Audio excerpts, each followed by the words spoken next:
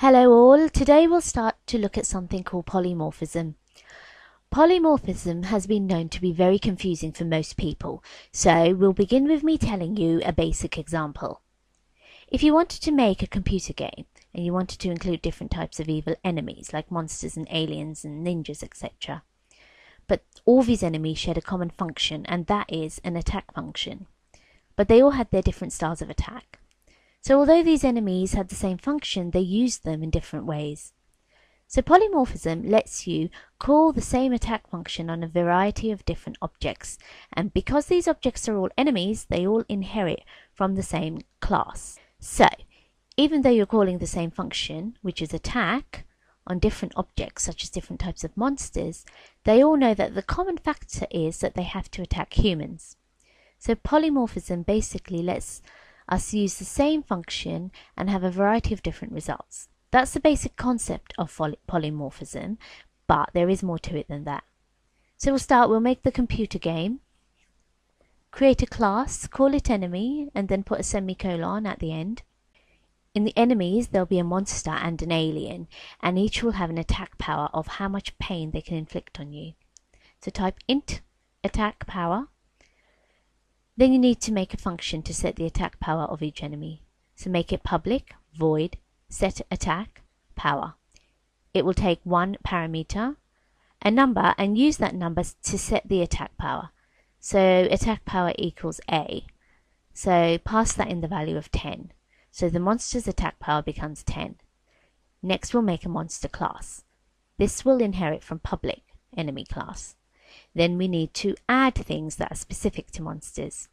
We need to make an attack function in each of these classes. Type public void attack. The next bit will be specific to the type of enemy, in this case a monster. So see out, I'm a monster, monster roar and breathe fire, then write minus and type the attack power, which was 10. Then end the line. As an enemy, it inherited the attack power attribute.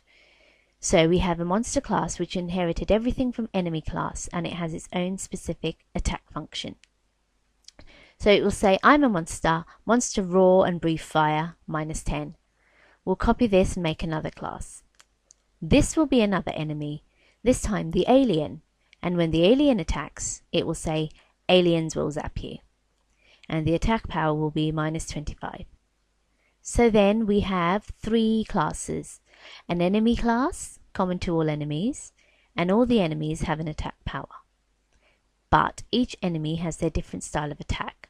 So a monster roars and breathes fire, and an alien will zap you. So we'll do the codes and make these objects. So we'll make a monster object which we'll name M, and alien object which we'll name A in main. Then we need to make two enemy objects. So then type enemy and make a pointer and type enemy1 and set it equal to the address of the monster object. Because these monsters and aliens are all enemies, that's the reason we can set them equal to the pointer. Basically, whatever an enemy can do, so can a monster and an alien.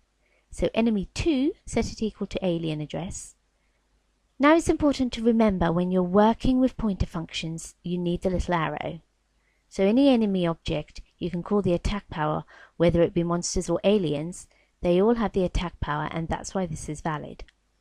So when you set your attack power to 10 damage, the program knows to apply it to the monster object, because the monster's attack power is 10, and although it's pointing to the enemy 10, it knows it's a monster object because the monster's attack power is 10, like I just said. So, whatever the enemy can do, the monster can do, as it is a type of enemy. And every enemy has an attack power. And how it knows whose attack power it is because it's a monster object. And the enemy one equals a monster object. So set the alien enemy 2's attack power equal to 99. So with both of these objects we can call an attack, and each has its own specific attack. So M attack and A attack. It used a combination of two different classes. It used the general enemy class to set the attack power.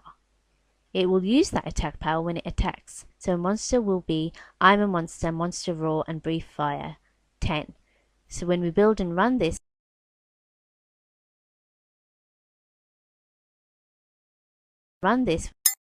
we get I'm a monster, monster roar, and breathe fire -10.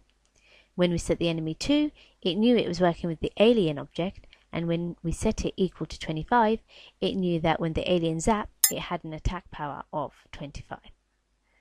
So I hope that wasn't too confusing for you all, and until next time, I'll see you.